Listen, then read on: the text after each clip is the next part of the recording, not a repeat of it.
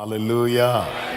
கர்த்தரும் இரட்சகருமாகிய இயேசு கிறிஸ்துவின் இனிய நாமத்தினாலே இந்த 5வது மாதத்தின் காலை முதல் ஆராதனை, வாக்குத்தத்த ஆராதனைக்கு வந்திருக்கிற உங்கள் அனைவரையும் வாழ்த்துகிறேன். கர்த்தர் உங்களை ஆசீர்வதிப்பாராக. ஆன்லைன் மூலமாக இணைந்திருக்கிற எல்லா தேவ பிள்ளைகளை வாழ்த்துகிறேன். கர்த்தர் உங்களோடு இருந்து உங்களை ஆசீர்வதிப்பாராக. கடந்த 4 மாதங்கள் தேவன் நம்மை கண்மணி போல பாதுகாத்தார், அதிசயமாய் நடத்தினார். ஆண்டவர் பாராட்டுகிற கிருபை பெரியது. ஹல்லேலூயா. ஆண்டவருக்கு மகிமை. ஒவ்வொரு மாதமும் ஆண்டவர் சமூகத்திலிருந்து ஆண்டவருக்கு நன்றி செலுத்தி, ஸ்தோத்திரங்களை செலுத்தி, ஸ்தோத்திரத்தோடு ஜெபங்களோடு கர்த்தருடைய வார்த்தையோடு ஆரம்பிப்பது தேவன் நமக்கு பாராட்டின பெரிய கிருபை. இந்த நாளிலும் கர்த்தர் தருகிற வார்த்தையை நம்ம கேட்கலாம். யோவான் சுவிசேஷம் 21வது அதிகாரத்தை எடுத்துக்கொள்வோம். யோவான் சுவிசேஷம் 21வது அதிகாரம், அதனுடைய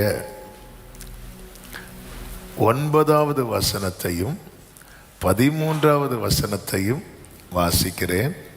கவனியுங்கள். யோவான் சுவிசேஷம் 21வது அதிகாரத்தின் 9வது வசனம், 13வது வசனம். அவர்கள் கரையிலே வந்து இறங்கின போது கரி நெருப்பு போட்டிருக்கிறதையும் அதன் மேல் மீன் வைத்திருக்கிறதையும் அப்பத்தையும் கண்டார்கள். அப்பொழுது இயேசு வந்து அப்பத்தையும் மீனையும் எடுத்து அவர்களுக்கு கொடுத்தார். ஹல்லேலூயா. இந்த வார்த்தை எப்படி எடுத்துக்கொள்வதென்று உங்களுக்கு புரியாமல் ஒருவேளை இருக்கலாம். ஆனால் கடந்த மாத வாக்குத்தத்த வார்த்தைக்காய் ஜெபித்த போது பரிசுத்த ஆவியானவர் இந்த வேத பகுதியில் ஆமென், இந்த வசனங்களை ஆண்டவர் கண்களுக்கு முன்பாகவே காண்பித்து கொண்டிருந்தார். இந்த செய்தி சொல்லும்போது உங்களுக்கு ஓரளவுக்கு அதை புரிந்து கொள்ள முடியும் என்று நான் கர்த்தருக்குள் நம்புகிறேன். ஆமென். அவர்கள் யார் அப்படின்னா, அவரோடு இருக்கும்படி அவரால் தெரிந்தெடுக்கப்பட்டவர்கள், அழைக்கப்பட்டவர்கள். அவர்கள் கரையிலே வந்து இறங்கின போது கரி நெருப்பு போட்டிருக்கிறதையும் அதன் மேல் மீன் வைத்திருக்கிறதையும் அப்பத்தையும் கண்டார்கள் என்று சொல்லப்பட்டிருக்கிறது. அவங்க போனதே இதுக்கு தான், கடலுக்குள்ள போனதே இதுக்கு தான். ஆனால் போன இடத்துல ஒன்றுமே கிடைக்கல. அவர்களை கரையிலே கொண்டு வருகிறார். அந்த இடத்துல இயேசு நின்று அவர்களை கரையிலே வரவழைக்கிறார். கரையிலே வந்து அவர்கள் பார்த்த காரியம் என்னவென்றால், அவர்களுக்கு என்ன தேவையோ அது அங்கே ஆயத்தமாக்கப்பட்டிருக்கிறதை அவர்கள் கண்டார்கள். அவர்கள் பார்த்தபோது அவர்கள் பார்வைக்கு அது முதல்ல எப்படி இருந்திருக்கும் அப்படின்னா, இது யாருக்காக இருக்கும், இது யாருக்காக இருக்கும், இது யாருக்காக இப்படி ரெடி பண்ணி வச்சிருக்குது. இப்படி பார்த்துட்டு இருக்கும்போது தான் 13வது வசனத்திலே சொல்லப்பட்டிருக்கிறது, அப்பொழுது இயேசு வந்து அந்த அப்பத்தையும் மீனையும் எடுத்து அவர்களுக்கு கொடுத்தார். இந்த காலை வேளையிலே பரிசுத்த ஆவியானவர் தருகிற வார்த்தை, ஆமென், நமக்கு என்னது தேவையோ அதை அவர் உண்டு பண்ணி அல்ல, ஆயத்தம் பண்ணி தரப்போகிறார். ஆமென். அவர்கள் வந்து கண்டார்கள். பார்த்தபோது அவர்களுக்கு தெரியவில்லை. அவங்க பார்த்ததும் போய் அதை எடுக்கல. ஏன்னா அவங்கள பொறுத்த வரைக்கும் இது யாருக்குன்னே இன்னும் தெரியாது.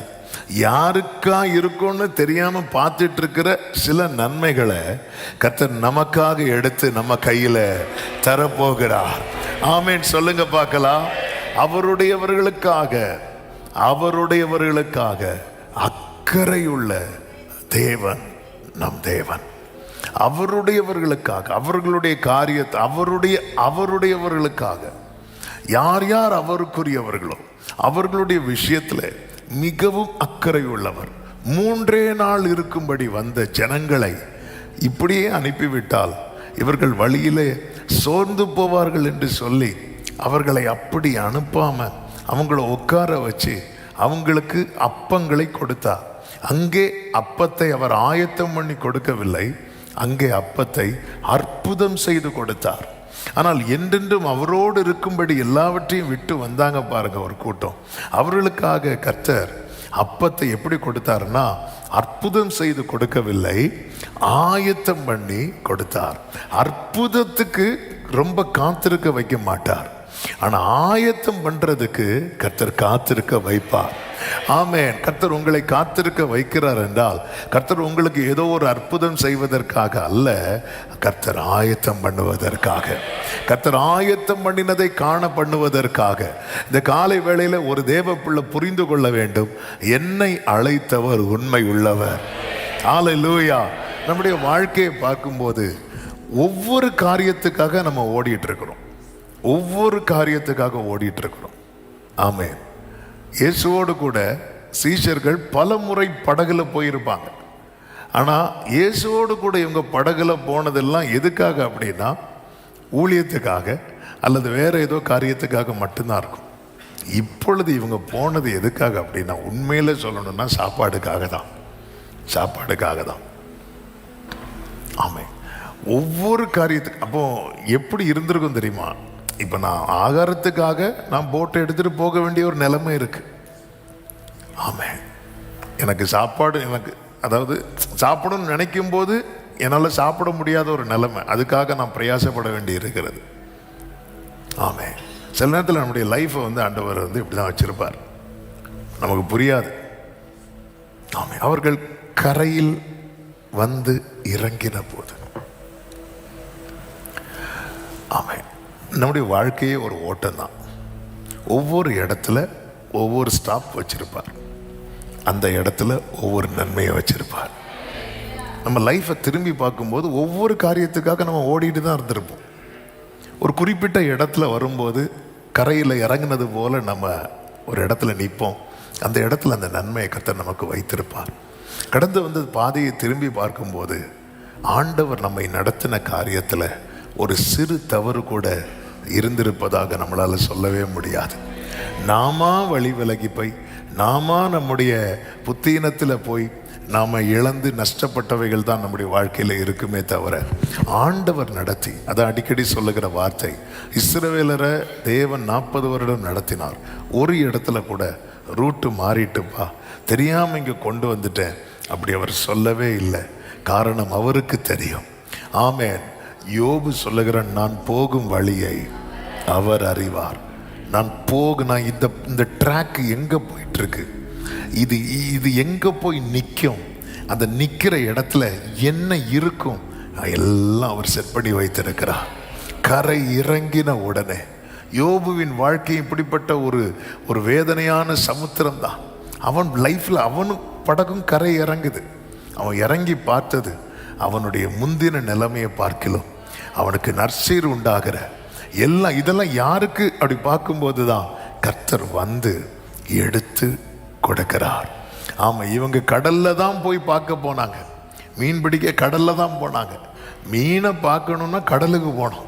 ஆனால் கடலில் இவங்க வலையை போட்டு பார்த்துருப்பாங்களா, தூண்டில் போட்டு பார்த்துருப்பாங்களான்னு தெரியல.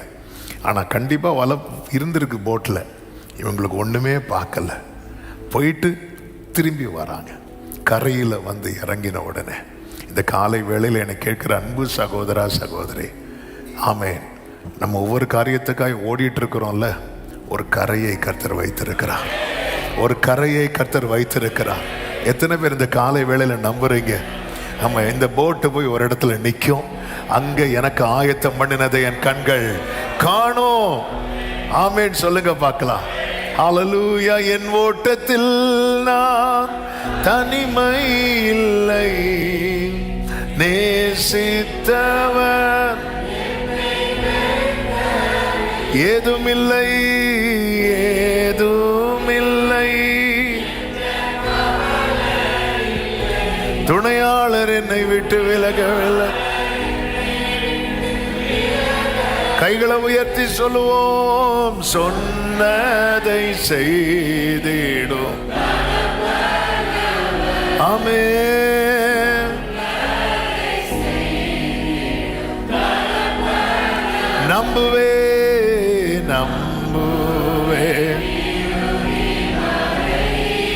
ஹல்லேலூயா நம்புவேன். இந்த காலை வேளையிலே இதிலிருந்து 3 காரியங்களை சொல்லி நான் ஜெபிக்கும்படி விரும்புகிறேன். தொடர்ந்து நம்ம அடுத்தடுத்த மீட்டிங்கில் நம்ம இந்த செய்தியை கேட்கலாம். முதலாவது காரியம், தேவன் நமக்கென்று ஒரு நன்மையை வைத்திருக்கும் போது அதை வேறு வழியில் அடைய முயற்சிக்காதே. இதுதான் இந்த காலை வேளையில் கொஞ்சம் ஃபஸ்ட்டு பாயிண்ட், கொஞ்சம் சொர்ன்னு யாரும் ஆமென். அப்போ தான் நமக்கு இந்த எல்லா அந்த தூக்கம் அதெல்லாம் போகும். ஆமென். தேவன் ஒரு காரியத்தை வைத்திருக்கும் போது அவருடையவங்க வாழ்க்கையில் அது வேறு வழியில் அடைய முயற்சிக்காதே. இன்னைக்கு இந்த 1ஆம் தேதி 5வது மாதம் 1ஆம் தேதி காலை வேளையில் அவன் பிளான் பி பிளான் சி போட்டுட்டு இருக்கிற சிலரோடு கர்த்தர் இந்த வார்த்தையை பேசி கொண்டிருக்கிறார். வேறு வழி. ஆமென். இது உலகத்தின் பார்வையில் காமனானது. மீன் பிடிக்க எங்க போனோம்? கடலுக்கு போனோம். ஆனா இவங்களுக்கு மீனை கர்த்தர் எங்க வச்சிருந்தார்? கரையில். இதே ஆண்டவர் தான் லூக்கா 5வது அதிகாரத்தில் மீன் கிடைக்கலன்னு சொன்னதும் எங்க கூட்டிட்டு போறாரு தெரியுமா? கடலுக்கு, ஆழத்துக்கு கொண்டு போறார். ஆமென். அதாவது அழைக்கப்பட்டவங்க வாழ்க்கையில் அந்த நன்மைக்கான ஒரு பாயிண்ட் இருக்கு, அங்கதான் அது கிடைக்கும். நன்மையை அடைவதற்கான ஒரு மார்க்கத்தை வச்சிருக்கிறார். அந்த பாதையில் பயணித்தால் மட்டுமே அது கிடைக்கும். தானியேலால சாத்ராக் மேஷாக் ஆபேத்நேகோவுக்கு ஒரு உயர்வு கிடைத்தது. ஆனா ஆண்டவர் இவங்களுக்குன்னு வச்ச உயர்வு எந்த பாதையில போய் தான் அடையணும்னு தீர்மானிச்சாரு தெரியுமா? கரெக்டா அடிக்கிறீங்க, அக்கினி. அதனாலதான் நீங்க 2வது அதிகாரம் கடைசி பார்க்கும் போதே தானியேலுடைய ரெக்கமெண்டேஷன்ல சாத்ராக் மேஷாக் ஆபேத்நேகோவை நல்ல ஒரு ஸ்தானத்துல வச்சுட்டாங்க. ஆனா அதை அடையிறதுக்குன்னு ஆண்டவர் ஒரு ட்ராக் போட்டிருக்கிறார். அந்த பாதையில பயணிக்க வச்சிருவார். ஆமென். அடுத்த அதிகாரமே சாப்டர் அப்படி மாறுது, டோட்டலா எல்லாம் சேஞ்ச் ஆகுது. ஒரு திடீர்னு ஒரு பெரிய சிலையை உண்டு பண்ணி வைக்கிறாங்க. இதை எல்லாரும் வணங்கணுங்கிறாங்க. அந்த வணங்குறவங்கன்னு ராஜா என்னென்ன லிஸ்ட் போட்டாரோ அந்த லிஸ்ட்டுக்கு மேல பதவியில் இருக்கிறதா யார் அப்படின்னா தானியேல். அதனால தானியேலுக்கு வணங்கணுங்கிற அவசியம் கிடையாது. அவர் தானியேலை மனசுல வச்சுட்டு தானியேலை விட்டுட்டு மீதி கீழே இருக்கிற அவ்வளோ பொறுப்பில் இருக்கிறவங்க பேர் எழுதிடுவார். நீங்கள் தானியேல் புஸ்தகம் 3வது அதிகாரம் நீங்கள் வீட்டில் படிச்சிங்கன்னா தெரியும்.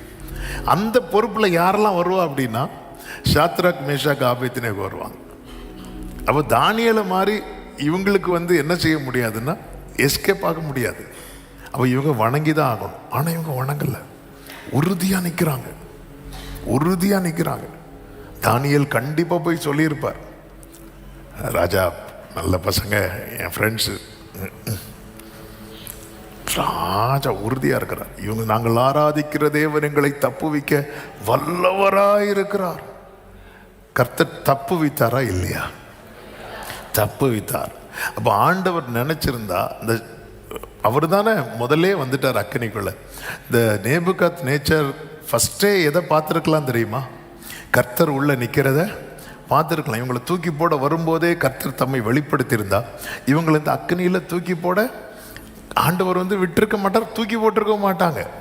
அண்ணா வந்துட்டாருப்பா அப்படி சொல்லி. ஆனா இல்லை, இந்த அக்கினியில போட்டு தான் ஆகணும்.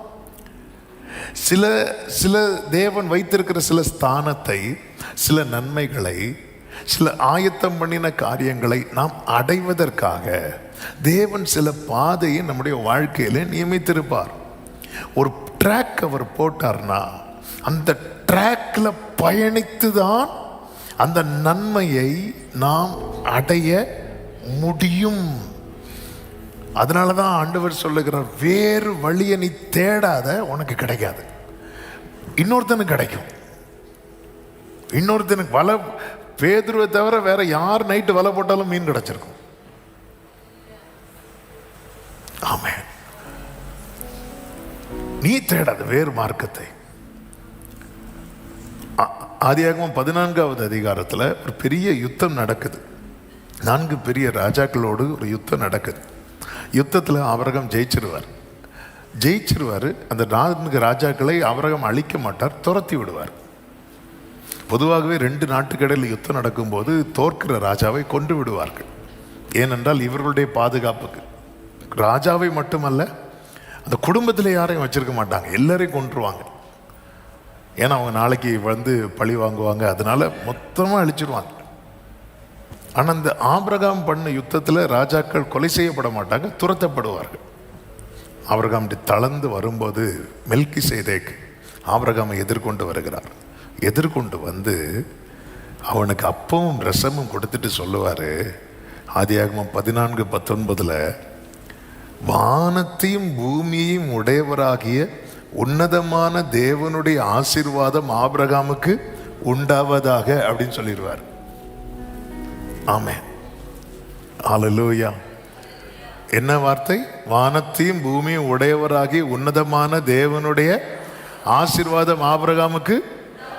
அப்போ உன்னதமான தேவனுடைய ஆசீர்வாதம், ஒரு தேவ பிள்ளைக்கு வானத்துக்குரிய ஆசீர்வாதம் இருக்கிறது, பூமிக்குரிய ஆசீர்வாதம் இருக்கிறது. இப்படி சொல்லி பிளஸ் பண்ணுவார். அதன் அர்த்தம் என்ன அப்படின்னா, இங்கே பாரு, உனக்கு நன்மை எங்கிருந்து தான் வரணும் தெரியுமா? பரத்திலிருந்து வரணும், அவர் வைத்த வழியிலிருந்து வரணும், அவர் நியமித்த மார்க்கத்திலிருந்து தான் வரணும். இதுதான் அந்த வார்த்தையின் அர்த்தம். உனக்கான பிளெஸ்ஸிங்ஸ் அவர்கிட்ட இருக்கு. அப்போ அவர் என்ன ரூட்டு போட்டிருக்கிறாரோ, அவர் என்ன மார்க்கத்தை வைத்திருக்கிறாரோ, அவர் எப்படி உன்னை நடத்தி எங்கெங்கே எப்படி பிளஸ் பண்ணணும்னு நினைக்கிறாரோ அப்படி தான் அந்த ஆசீர்வாதங்கள் வரும். இப்படி சொல்லிட்டு முடிக்கும் போது சோதோமின் ராஜா வரான். சோதோமின் ராஜா வந்ததும் ஆபிரகாமுக்கு இந்த வார்த்தை உள்ள இருக்கிறதுனால கையை ஆபிரகாம் மேலே தூக்கிட்டான். ஆமென். வேறு மார்க்கத்தை தேடி இவன் ட்ராக் மாதிரி போகல. ஏன்னா இவனுக்குள்ள என்ன இருக்கிறது, என்ன விதைக்கப்பட்டிருக்கிறது என்றால், எனக்கான நன்மை வந்து அங்கே இருக்கிறது. உனக்கான நம்முடைய 1000 தேவைகள் நமக்கு இருக்கிறது, எல்லாம் இருக்கிறது. ஆனால் ஒவ்வொரு தேவ பிள்ளைக்கும் அந்தந்த நன்மையை அடைவதற்கான ஒரு ட்ராக் அவர் போட்டிருக்கிறார். அதில் பயணிக்கும் போது அந்த நன்மைகள் நமக்கு வந்து சேரும். இவங்க வந்து திடீர் நான் மீன் பிடிக்க போகிறேன் அப்படின்னு பேதுரு சொல்கிறார். நான் மீன் பிடிக்க போகிறேன். சீஷர்களும் யோவான் யாக்கோபு எல்லாரும் கூட போகிறாங்க, எல்லாரும் கூட போகிறாங்க. அப்போ இவங்க தேவைக்கு தான் போகிறாங்க. இவங்க ஆசைக்கு போகல. இவங்க ஆசை வேற, தேவை வேற. இவங்க போனதுக்கு அதனால தான் ஆண்டவர் வந்து, ஆனால் நீங்கள் போயிட்டீங்கல்ல, இப்படி போயிட்டீங்கல்ல அப்படி சொல்லவே இல்லை. அவர் வந்து நீ இப்படி பின்வாங்கிட்ட பேதுரு எதுவுமே இங்கே சொல்லவே இல்லை. ஏன்னா ஆண்டவருக்கு தெரியும் இவங்க போனது ஆசைக்கு இல்லை, இவங்க போனது தேவைக்கு. ஆனால் தேவை சந்திக்கப்படலை. ஏன் சந்திக்கப்படலை? அந்த தேவையை அவர் ஆயத்தம் பண்ணி வைத்திருக்கிறார். ஆமென். என்னுடைய தேடலில் என் தேவை சந்திக்கப்படவில்லை என்றால் எனக்கு என்ன தேவையோ அதை அவர் ஆயத்தம் பண்ணி இருக்கிறார். நான் வந்து தேடலை மாற்றணும். எங்கே மாற்றணும்னு அவர்கிட்ட மாற்றணும். வேறு வழியை தேடாதீங்க. ஆண்டவர் ஒரு ரூட்டை போட்டு வச்சிருக்கிறார். இதில் நீ பயணித்தால் இந்த நன்மையை பார்க்கலாம். ஆட்டுக்கடாவை கர்த்தர் ஆயத்தம் பண்ணி வைத்திருக்கிறார். ஆபிரகாமுக்கு ஆண்டவர் வந்து ஒரு ரூட்டை போட்டு கொடுத்தார். நீ இதில் வா, வந்து வா, மோரியா மலைக்கு நான் ஒரு குறிக்கிற இடத்துக்கு வா. அந்த பாதையில் எவ்வளோ வேதனை உள்ள வைத்து நடந்திருப்பான் ஆபிரகாம். ஈசாக்கு வேற கேட்குறான், அப்பா பலிக்கான ஆட்டுக்குட்டி, ஒரு குழந்தை, ஒன்றுமே தெரியாத இன்னசென்ட் பாய். அவன் கேட்குறான், பலிக்கான ஆட்டுக்குட்டி எங்கப்பா? அந்த முகத்தை எப்படி பார்த்துருப்பான் ஆபிரகாம். ஆனால் அந்த கரையில் இறங்கின போது, அந்த கரையில் அவர்கள் கரையிலே வந்து இறங்கின போது அங்கே அவர்கள் கண்டார்கள். அவர்கள் எதை பார்த்துட்டு இருக்கிறாங்களோ அதை அவர் கையில் எடுத்து கொடுக்கிறார். இந்த காலை வேளையில் என்ன கேட்கிற அன்பு சகோதர சகோதரி, ஆண்டவர் ஒரு பாதையை நியமித்திருக்கிறார். கடலாளத்திலும் அக்கினி சூளையிலும் உன்னை காத்திடும் பலவானன்றோ, விஷ சர்ப்பங்களும் பயம் வேண்டாம். ஆமென் என்று உரை செய்தவர் குளோரியாவில். நல்ல கவனமா கேளுங்க. யோசேப்பு சிறைச்சாலையில் இருக்கும்போது ஒரு பொய்யான குற்றச்சாட்டை யோசேப்பு மேலே குற்றப்படுத்தி சிறைச்சாலையில் தூக்கி போடுவாங்க.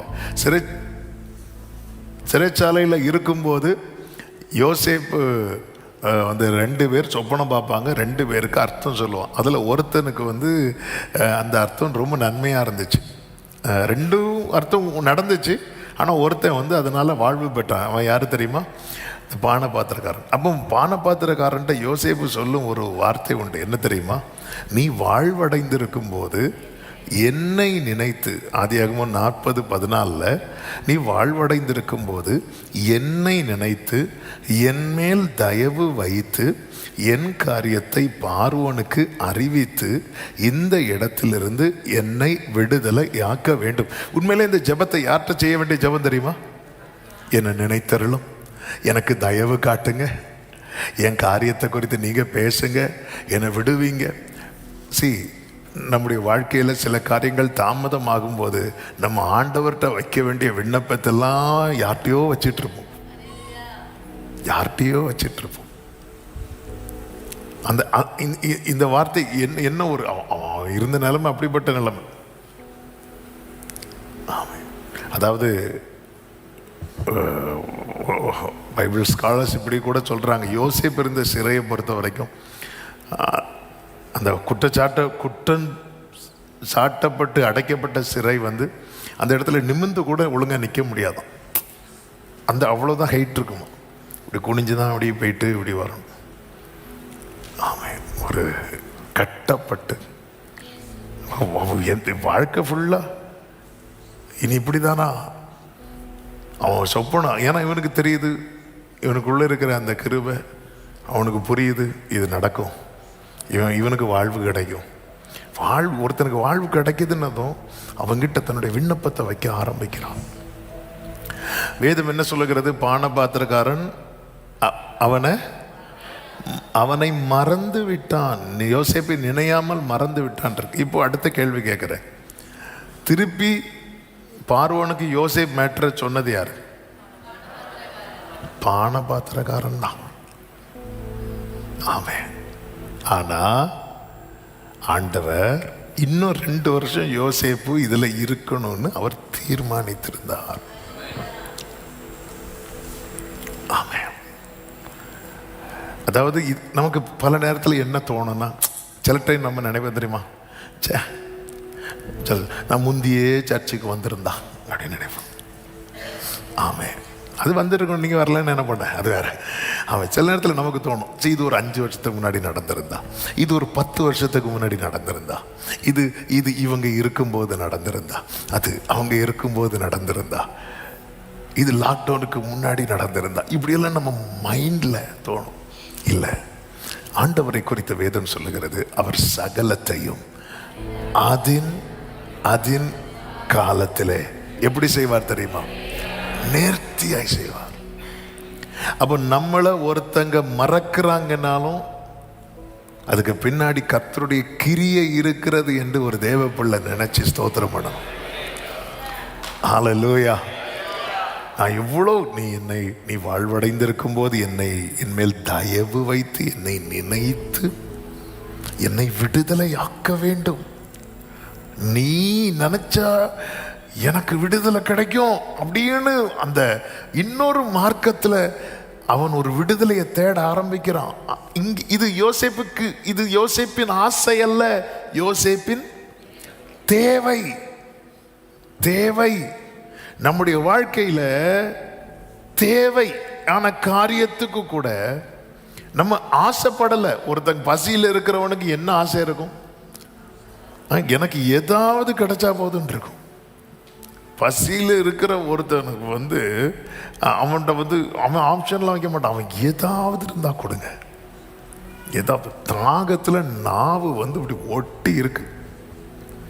அப்படி இருக்கும்போது அவனுக்கு தண்ணி, அது சுடு தண்ணியாக இருந்தா என்ன, சூடு இல்லாத தண்ணியாக இருந்தா என்ன, அந்த டைமில் இது வந்து அக்வாஃபினாவா, இது பிஸ்லேரம் கேட்டுட்டு இருந்தால் ஆல் அவுட் ஆயிடுவான். அவனுக்கு அந்த டைம் என்ன தேவை அப்படின்னா அவனுக்கு தண்ணி தேவை. இவர்கள் வந்து ஆசையில், யோசேப்பு கேட்டது ஆசை நிறைவேறல்ல, தேவை சந்திக்கப்பட. தெரிந்து கொள்ளப்பட்டவங்க விஷயத்தில் ஒரு நேரம் சாப்பிட்ற ஆகார மேட்டரில் கூட கர்த்தர் வந்து எவ்வளவு வைராக்கியம் உள்ளவராக இருக்கிறார் என்பதுதான் இந்த காலை வேளையில் கர்த்தர் பேசி கொண்டிருக்கிறார். இதுக்கு நீ அங்க போயிருப்பா, இதுக்கு நீ இங்க போயிரு, அப்படி விட மாட்டார். என்னுடைய ஒவ்வொரு வேளையும் கர்த்தர் அறிவார், ஒவ்வொரு தேவையும் கர்த்தர் அறிவார். ஆமென் சொல்லுங்க பார்க்கலாம்.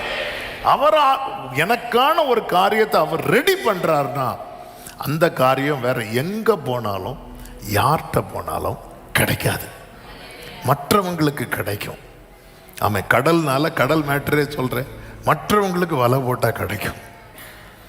ஆமே, நீங்க வலை போட்டு கிடைக்கலையா, அவர் ரெடி, அவர் ஏற்கனவே பிடிச்சு வச்சுட்டாருன்னு அர்த்தம். ஆமேன்னு சொல்லுங்க பார்க்கலாம். வேறு வழியை தேடாது. ரெண்டாவது ஒரு காரியம், கர்த்தர் உண்டு, கலங்காதே. கர்த்தர் உண்டு. 21:4 சொல்லப்பட்டிருக்கிறது, விடியற் காலமான போது இயேசு கரையிலே நின்றார்.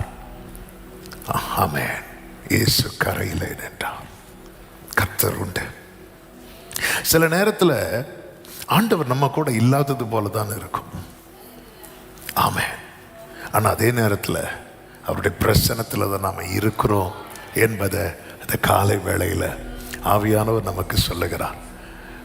கடல்ல இல்லை, இதே சீஷர்கள் கடல்ல தத்தளித்த போது அவன் நடந்து வந்தார். ஆமென்.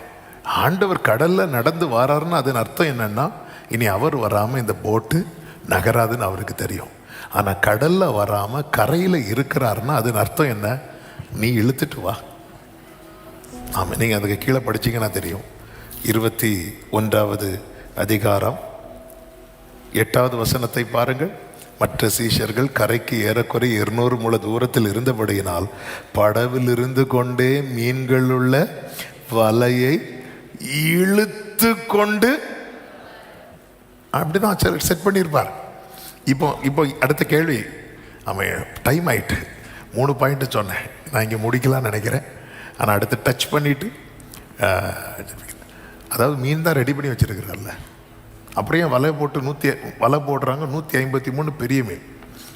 அதான் ஆண்டவர் இப்படி தான் வரணும்னு டிசைட் பண்ணிட்டாருன்னு அப்படி தான் வரணும். இவங்க எப்படி வராங்க தெரியுமா, இழுத்துட்டு வராங்க. இழுத்துட்டு வரணும் எவ்வளோ கஷ்டம் தெரியுமா, எவ்வளோ கஷ்டம் தெரியுமா. ஆனால் அவர் அப்படி தான் செட் பண்ணி வச்சிருக்கிறார். சிலர் அவங்க ஃபேமிலியை ஒத்தைக்கு இழுத்துட்டு போவாங்க. விசுவாசத்தில், ஃபெய்த்தில் அவங்க மட்டும் நிற்பாங்க, இழுத்துட்டு. அவங்க கரையில் தான் நிற்கிறார், அவர் வந்து சப்போர்ட் பண்ணவே இல்லை. ஆனால் அவருக்கு தெரியும், இவன் இழுத்துட்டு வர்றதுக்கான ஸ்ட்ரென்த்தை நான் கொடுத்துருக்கிறேன். ஆண்டவரே, இந்த முள்ளை என்னை விட்டு எடுத்துருங்க ஆண்டவரே. இல்லை, என் கிருபை உனக்கு போதும், என் கிருபை உனக்கு போதும். அந்த பவுல் சொல்ற, என்னை பலப்படுத்துகிற கிறிஸ்துவினாலே எல்லாவற்றையும் செய்ய எனக்கு பலன் உண்டு. இல்லை, என்னால் இழுக்க முடியல, நீ இழுத்துட்டு வா, இழுத்துட்டு வா. இவங்க இழுத்து கொண்டு வந்தார்கள் அப்படின்ட்டு இருக்கு. இழுத்துட்டே வராங்க, இழுத்துட்டே வராங்க, இழுத்துட்டே வராங்க. இழுத்து கரையில் வந்து பார்க்கும்போது, ஆமென், ஹல்லேலூயா. சிலர் இப்படிதான் மொத்த ஃபேமிலியை ஒத்த விசுவாசத்தில் இழுத்துட்டு வராங்க. அவன் டெய்லி எழும்பும் போது கேள்விகள், வீட்டுக்குள்ள இருந்து கேள்விகள். அப்படி அந்த அமெரிக்கா ஈரான் ராக்கெட் விடுறது மாதிரி தான். எங்கிருந்து வரோன்னு தெரியாது, யார்கிட்ட இருந்து வரோன்னு தெரியாது, வந்து அட்டிக்கும்.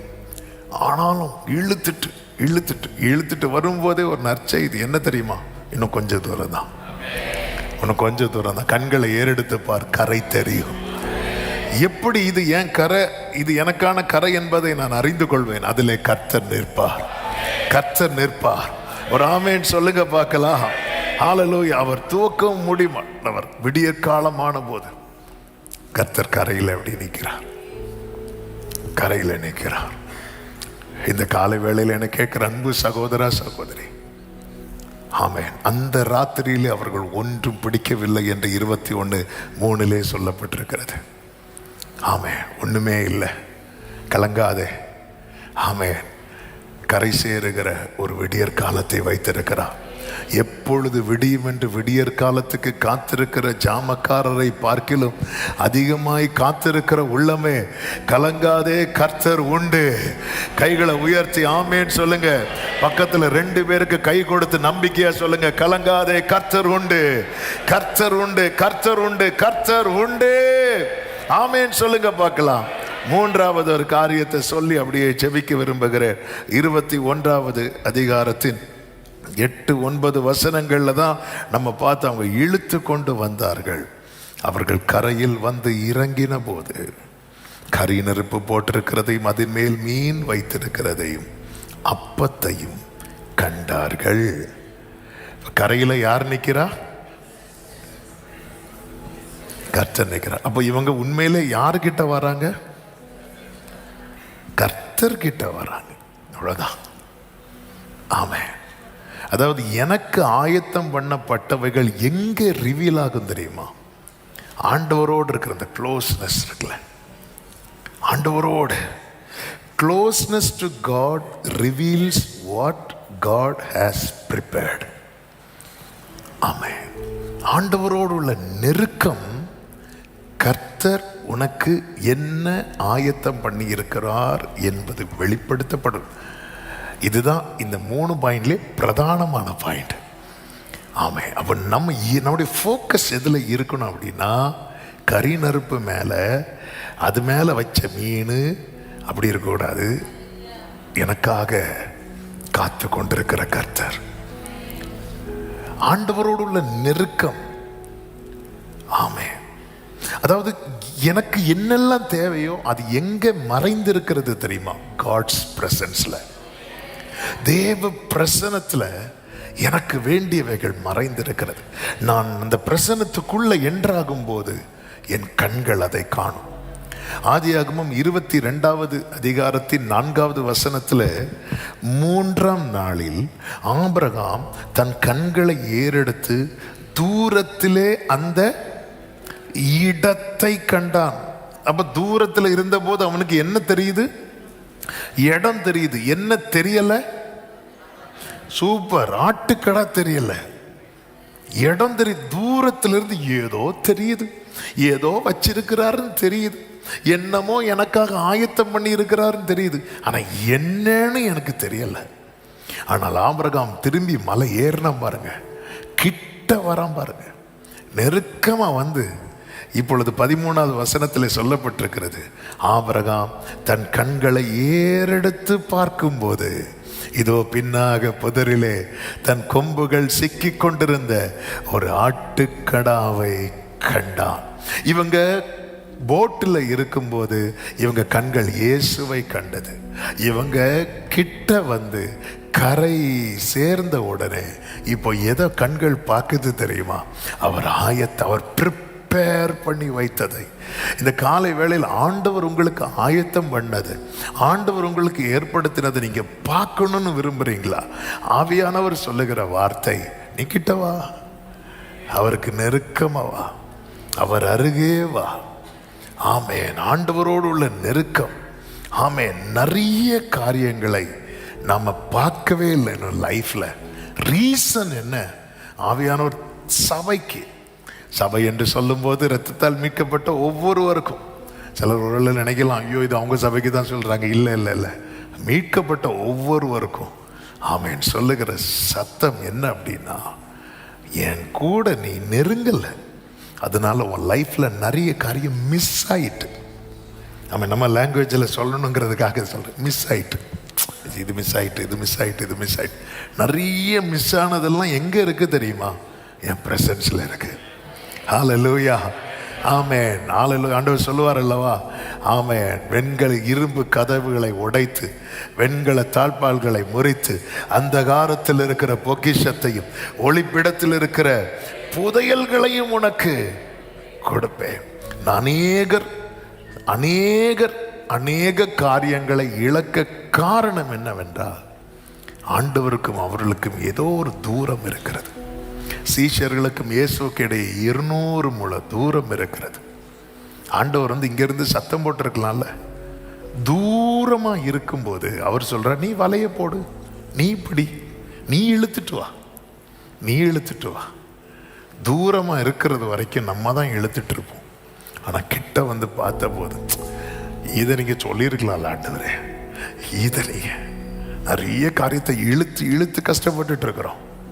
ஆண்டவர் இந்த காலை வேளையில் இந்த மே மந்த் மட்டும் இல்லை, இந்த மே மந்தில் நீங்கள் ஃபோக்கஸ் பண்ண வேண்டிய காரியம் என்ன அப்படின்னா, கர்த்தருக்கு மகிமை உண்டாவதாக.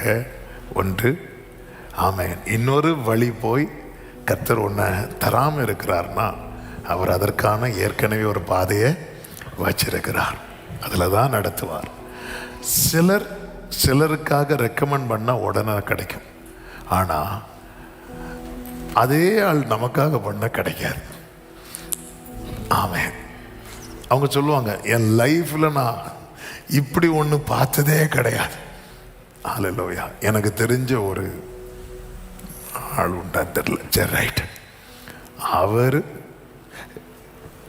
எனக்கு தெரிஞ்ச இன்னொருத்தருக்காக ரெக்கமெண்ட் பண்ணி இவருக்கு வேலையும் போச்சு.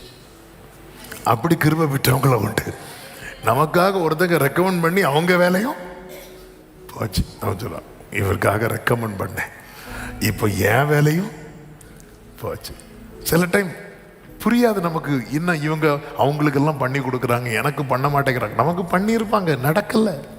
நம்ம மைண்ட் எப்படி சொல்லணும்னா, இவங்க எனக்கு பண்ணல. ஏன் அப்படின்னா, அப்போ அவர் ப்ரிப்பேர் பண்ணி வச்சது யாருக்கு? அவர் ப்ரிப்பேர் பண்ணி வச்சது யாருக்கு? பேதுருவே, உன் பிளான் எனக்கு புரியுது, நீ கடல்லையே மீன் பிடிச்சி போட்லேயே சமைச்சு தந்தூரி ஃபிஷ் சாப்பிடலான்னு பிளான் போட்டியா? நான் இங்கே உனக்கு சுட்டு வச்சிருக்கிறேன், இது யாருக்கு? ஆமென். ஆண்டவர் ஒன்று ஆயத்தம் பண்ணி எனக்கு தருவதற்காக. அப்போ தேவன், ஓகே, இதில் நான் நிற்கணுமா, இன்னும் நிற்கணும், பயணிக்கணுமா? இயேசு கிறிஸ்து ஆவியில் கலங்குவார். ஏன்னா அடுத்தவர் பாடு மரணத்துக்குள்ளே போகிறார். அப்போ ஆவியில் கலங்கி, ஆண்டவரே இதை என்னை விட்டு எடுத்து போடும் அப்படின்னு நான் கேட்பேனா? இல்லை இல்லை, இதற்காகவே இந்த வேளைக்குள் நான் வந்தேன். ஆண்டவர் எனக்கு எவ்வளோ நியமிச்சிருக்கிறார், எதுவரை நியமிச்சிருக்கிறார், அதுவரை நான் பயணிக்கணும். அடுத்து நம்முடைய ஃபோக்கஸ் கிறிஸ்து இருக்கிறார், கர்த்தர் உண்டு. சொல்லுங்க, என் மீட்பர் உயிரோடு இருக்கிறார், கர்த்தர் இருக்கிறார். அதுவும் எது பக்கத்தில் நிற்கிறார் தெரியுமா? எனக்கு எது ஆயத்தம் பண்ணி வச்சிருக்கிறாரோ அது பக்கத்தில் நிற்கிறார். இல்லைன்னா சத்துரு வந்து எடுத்துட்டு போயிடுவான். பறவையை குறித்து நான் கலங்க தேவையில்லை. இல்லைன்னா வேற ஏதோ வந்து இங்கே மீன் கழுவி வச்சுட்டு யாரோ போஸ்ட்மேன் லெட்டர் கொண்டு வராருன்னு சொல்லிட்டு வந்து பார்த்துட்டு போகிறதுக்குள்ள ஏதோ வந்து தூக்கிட்டு போயிடுது. ஆனால் இங்கே அந்த பயம் கிடையாது. ஏன்னா யார் நிற்கிறா தெரியுமா? கர்த்தர் இருக்கிறார். எனக்கான நன்மை ஆயத்தமாக்கப்படுவது மட்டுமல்ல, அது பாதுகாக்கப்பட்டு கொண்டிருக்கிறது. கரங்களை தட்டி ஆமென் சொல்லுங்க. ஆயத்தமாக்கப்படுகிறது, பாதுகாக்கப்படுகிறது. ஆமென் சொல்லுங்க பார்க்கலாம். அது மட்டும் இல்ல, நான் அவர்கிட்ட நெருங்கிட்டேன்னா என் கண்கள் அதை காணும். இந்த மே மந்தில் நீங்க பார்க்க நினைக்கிறீங்களா ஆயத்தம் பண்ண நன்மையை? க்ளோஸ் ஆகுங்க. க்ளோஸ் ஆகுங்கன்னா அந்த க்ளோஸ் இல்லை, அவரோடு நெருங்குங்க. நெருங்கிட்டீங்கன்னா நீங்க தூரத்தில் இருக்கிறது வரைக்கும் ஒண்ணுமே தெரியாது. ஆபிரகாமே ஆட்டுக்கடாவை மலை ஏறும் போதும் தெரியாது, விசுவாசம் இருக்கு. ஆனா பார்க்கணுமே, பார்க்கணும். நீ மேலே ஏறி வா, நீ பக்கத்தில் வா, நீ நெருங்கி வா. நமக்கெல்லாம் நம்பிக்கை இருக்கு. ஆண்டவரே நீ உமக்கு காத்திரவர்கள் நீ உண்டு பண்ணி வைத்த ஒரு கண்ணும் காணலை, ஒரு கண்ணும் நீ காணலைன்னு உனக்கு காண்றதுக்கு தானே உண்டு பண்ணி வச்சிருக்கு. இதுவரை காணலை, ஆனால் நீ என்னைக்கு பார்க்க போற? நீ நெருங்கி வா, கரையில் இறங்கு. எங்கே கரையில் இறங்கணும்? அவர்கிட்ட வந்து இறங்கு, அவர் சமூகத்தில் வா, நீ கிட்ட வா. யோசேப்புக்கு பக்கத்தில் வந்து உட்கார வச்சாங்க பாருங்க. அப்பொழுது யோசேப்பு தன் பங்கை எல்லாம் அவர்களுக்கு கொடுக்குறான். ஆயத்தம் பண்ணி வச்சிருக்கிறத அப்படி பார்க்குறாங்க, வரிசையாக உட்கார வச்சு இதெல்லாம் பார்க்குறாங்க. மேவிபோசேத்தே நீ வா பக்கத்தில், ராஜா பந்தியில் வந்து உட்கார்ந்ததுக்கு அப்புறம் தான் அவனுக்கான மேன்மையை அவன் பார்க்கிறான். என்னை கேட்கிற அன்பு, நீங்க எந்த அளவுக்கு ஆண்டவரோடு நெருங்குறீங்களோ ஆண்டவர் ப்ரிப்பேர் பண்ணி வைத்ததை உங்க கண்கள் காணும். ஆண்டவர் ஆயத்தம் பண்ணி வச்சிருக்கிறார் அப்படிங்கிற நம்பிக்கை இருக்கு. ஆனா நான் பார்க்கல அப்படின்னா நான் என்ன செய்யணும் அப்படின்னா ஆண்டவரோடு நெருங்கணும், இன்னும் நெருங்கணும். கண்களை மூடி ஜெபிக்கலாமா? கர்த்தர் என் கண்கள் காணும்படியாய் நன்மைகளை ஆயத்தம் பண்ணி வைத்திருக்கிறார். நெருங்கும் போது கரையிலே வந்து இறங்கின போது, கரையிலே வந்து இறங்கின போது, ஓ தேங்க்யூ ஜீசஸ். ஆண்டவர்கிட்ட இந்த காலை வேளையில ஒரே ஒரு கிருபையை கேட்கலாமா? ஒரு கிருபைன்னா ஒரு குறிப்பிட்ட காரியம் என்ன? இன்னும் நெருங்கணும் ஆண்டவரே. இயேசுவே அருகினிலே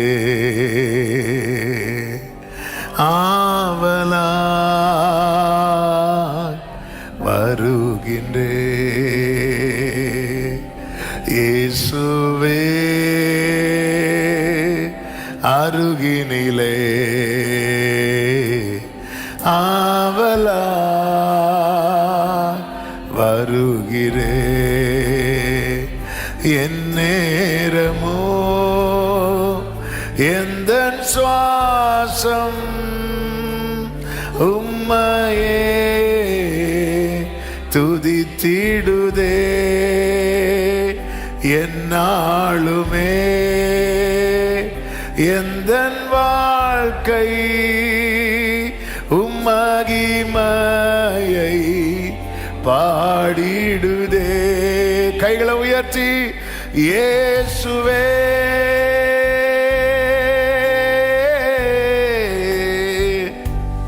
இயேசுவே இயேசுவே இயேசுவே, ஹல்லேலூயா இயேசுவே. அப்படியே ரெண்டு கரங்களை வானத்துக்கு நேராக உயர்த்தி, ஆண்டவரே எனக்கு என்னது தேவை என்பது நீர் அறிவீர், எனக்கு வேண்டியதை நீர் ஆயத்தம் பண்ணி வைத்திருக்கிறீர். நான் வேறு வழியை தேடி போயிடக்கூடாது, வேறு வழியை தேடி போயிடக்கூடாது. நீங்க என்ன பாதையை வச்சிருக்கிறீங்களோ அதுல நடக்க எனக்கு கிருபை தாங்கப்பா. ஆண்டவரை வாழ்ந்திருப்பதோ தாழ்ந்திருப்பதோ நீங்க என்ன செட் பண்ணி வச்சிருக்கிறீங்களோ அதுல நிலைக்க எனக்கு கிருபை தாங்க ஆண்டவர், கிருபை தாங்க ஆண்டவரே. ஆண்டவரை நான் நெருங்கணும் ஆண்டவரை. அதிகமா நான் தள்ளி நின்று பார்த்தது போதும் ஆண்டவரே, தள்ளி நின்று பார்த்தது போதும் ஆண்டவரே. சகையுவே சீக்கிரமா இறங்கிவான்னு சொல்ல காரணம் என்ன தெரியுமா? நீ எங்கேயோ நின்று என்ன பார்க்க கூடாது சகையுவே, வா என் பக்கத்துல நின்று பாரு, என் அருகில வந்து பாரு, உன் வீட்டுக்கு நான் ஆயத்தம் பண்ணின ரட்சிப்பை வந்து பாரு. Hallelujah, hallelujah, amen. Closeness to God reveals what God has prepared. ஆண்டவரோடு உள்ள நெருக்கம். ஆமென். இந்த காலை வேளையில் இந்த சத்தத்தை ஆவியானவர் தீர்க்க தரிசனமாய் துணிக்க பண்ணுகிறார். நீ நெருங்கி பாரு, நான் ஆயத்தம் என்ன உனக்கு ப்ரிப்பேர் பண்ணி வச்சிருக்கிற அப்படிங்கிறத நீ பார்ப்ப. ஆமென். கடல்ல உனக்கு மீன் கிடைக்கும், அப்பம் கிடைக்காது. ஆனா என்கிட்ட வா, ஆமே, நீ வேண்டிக் கொள்வதற்கும் நினைப்பதற்கும் அதிகமானதை நான் உனக்கு ரெடி பண்ணி வச்சிருக்கிறேன். ஹல்லேலூயா, ஆமென். கடல்ல மீன் கிடைக்கும், கரையில அப்பம் கிடைக்கும். அவர்கிட்ட வந்தா எல்லாமே கிடைக்கும். ஆமென் சொல்லுங்க பார்க்கலாம். கடல்ல மீன், கரையில அப்பம். இயேசுட்ட வந்தா கடல்ல உள்ளதும் கிடைக்கும், கரையில் உள்ளதும் கிடைக்கும், வானத்துக்குரிய ஆசீர்வாதம் கிடைக்கும், பூமிக்குரிய ஆசீர்வாதமும் கிடைக்கும், ஆவிக்குரிய ஆசீர்வாதமும் கிடைக்கும், பூமிக்குரிய ஆசீர்வாதமும் கிடைக்கும். ரெண்டு கரங்களை வானத்துக்கு நேராக உயர்த்தி, ஆண்டவரே உங்க கூட இல்லை என்கிற ஒரு காரியத்தை வச்சு நான் விலகிறவனா இருக்கக்கூடாதுப்பா. ஆமா, இந்த கிருபையை கேட்கலாமா? ஆண்டவரே என் குடும்பத்தை நான் இழுத்து இழுத்து கொண்டு வந்துட்டேன், கஷ்டப்படுறேன்ப்பா, நான் ஒருத்தைக்கு கஷ்டப்படுறேன். நைட்டு இருந்து நான் தான் எழும்பி இருந்து ஜெபம் பண்றேன், காலையில நான் தான் எழும்பி இருந்து ஜெபம் பண்றேன். இப்படி யாராவது புலம்பிட்டு இருக்கிறீங்களா? இழுத்து கொண்டு வர அந்த கிருபை உங்களுக்கு தந்திருக்கிறா, கிருபை உங்களுக்கு தந்திருக்கிறா. ஆமே ஆமே, நீ கிட்ட வா, கிட்ட வந்து பார். கடல்ல உள்ளதும் கரையில் உள்ளதும் அவர் ரெடி பண்ணி வச்சிருக்கிறார். எல்லா ஆவிக்குரிய பூமிக்குரிய நன்மை உண்டு சகோதரா. ஆமென். இந்த மே மந்த் அநேகர் வாழ்க்கையில கர்த்தர் ஆயத்தம் பண்ணினது இன்னது என்பது வெளிப்படுத்தப்படுகிற மாதமா இருப்பதாக இயேசு கிறிஸ்துவின் நாமத்திலே நல்ல கரங்களை தட்டி ஆமென், ஆமென், ஆமென், ஆமென். நன்றி தகப்பனே, நீ தந்த நல்ல வார்த்தைகளுக்காக ஸ்தோத்திரம். கிருபை மிரக்கு நிறைந்த நல்ல தகப்பனே, நன்றி செலுத்துகிறோம். இந்த புதிய மாதத்துக்காய் ஸ்தோத்திரம். இப்படி சமூகத்தில் கிருபையாய் கொண்டு வந்து பாட, துதிக்க, ஆராதிக்க, செபிக்க வைத்து எங்களோடு பேசினீர். எஸ் லார்ட், நீர் ஒரு பாதையை நியமித்திருக்கிறீர். அந்த முடிவில் நீங்க நிற்கிறீங்க, அந்த கரையில் நீங்க நிற்கிறீங்க. தள்ளாட விட மாட்டீங்க ஆண்டவரே. நன்மையை காண பண்ணுவீங்க. உம்மோடு உள்ள நெருக்கம், எங்களுக்கான ஆயத்தம் பண்ணினவைகள் வெளிப்படுத்தப்படுவதற்கு ஏதுவாக இருக்கிறது ஆண்டவரே. இன்னும் நெருங்க வைங்க ஆண்டவர். அதில் கவனம் செலுத்த வைங்கப்பா. நன்மைகளில் அல்ல, அதிலே கவனம் செலுத்த. உங்க கூட இருக்கிற அந்த நெருக்கத்தில் எங்க வாழ்க்கையில எங்களுக்கென்று காணப்படுகிற நன்மைகள் எல்லாம் ஆண்டவரே உம்முடைய பிரசன்னத்தில் மறைந்திருக்கிறது. அதற்குள்ளே வந்து அதெல்லாம் வெளிப்படுத்தப்பட கண்கள் காண கர்த்தாவே எங்களுக்கு கிருபை செய்வீராக. அதிகமாய் நெருக்கம். 2 கரங்களை வானத்துக்கு நேராக உயர்த்தி ஆண்டவர்கிட்ட ஒரு விசை கூட, அப்பா நெருங்கணும்ப்பா, நான் தள்ளி நின்னது போதும்பா, தூரத்தில் நின்னது போதும்பா, நெருங்கணும் ஆண்டவரே. கிருபை தாரும், எங்களை ஆட்கொள்ளும். இந்த மாதம் ஒவ்வொருவருக்கும் நன்மையாய் ஆசீர்வாதமா இருக்க அனுக்கிரகம் செய்யும். கண்மணி போல காத்துக்கொள்ளும். கையின் கிரியைகளை ஆசீர்வதிங்க ஆண்டவரே. இஸ்ரவேலருக்கு எகிப்தியருக்கு வித்தியாசத்தை உண்டு பண்ணின தேவன் நம்முடைய பிள்ளைகள் எந்த ஒரு தாழ்ச்சி இல்லாமல் வாழ்ந்திருக்க கிருபை செய்வீராக. எலெக்ஷன் ரிசல்ட் வரப்போகுதுப்பா. உமக்கு சித்தமானவர்களை கர்த்தர் ஏற்படுத்தும். உம்முடைய நாமத்துக்கு மகிமை வர பண்ணுவீராக. கர்த்தாவே ஒவ்வொருவரையும் ஆசீர்வதிங்க. போக்கில் வரத்திலும் பாதுகாத்துக்கோங்க. வெளியூர்களில் வெளிநாடுகளில் இருக்கிறவர்களை நினைக்கிறோம். கர்த்தருடைய கரம் உடைய பிள்ளைகளை தாங்குவதாக. சபையில் நடக்கிற வெளியே நடக்கிற எல்லா ஊழியங்களை ஆசீர்வதித்து தாரும். இந்த மாதம் எல்லா விதத்தில் நன்மையாய் ஆசீர்வாதமாக இருக்க கிருபை செய்யும். நீர் ஆண்டவரே கடலில் உள்ள மீனையும் கரையில் உள்ள அப்பத்தையும் கொடுத்தவர். வானத்தின் ஆசீர்வாதம், பூமியின் ஆசீர்வாதத்தை தருகிறவர். அப்படி எல்லா ஆவிக்குரிய பூமிக்குரிய நன்மையினாலும் உடைய பிள்ளைகளை திருப்தியாக்கி வாழ்ந்திருக்க பண்ணும். எல்லா கன மகிமையும் ஒருவருக்கே செலுத்துகிறோம். இரட்சகர் இயேசு கிறிஸ்துவின் நாமத்தில் பிதாவே, ஆமென். என் ஆத்துமாவே கர்த்தரை ஸ்தோத்திரி, முழுவலுமே அவருடைய பரிசுத்த நாமத்தை ஸ்தோத்திரி. என் ஆத்துமாவே கர்த்தரை ஸ்தோத்திரி, கர்த்தர் செய்த சகல உபகாரங்களை மறவாதே.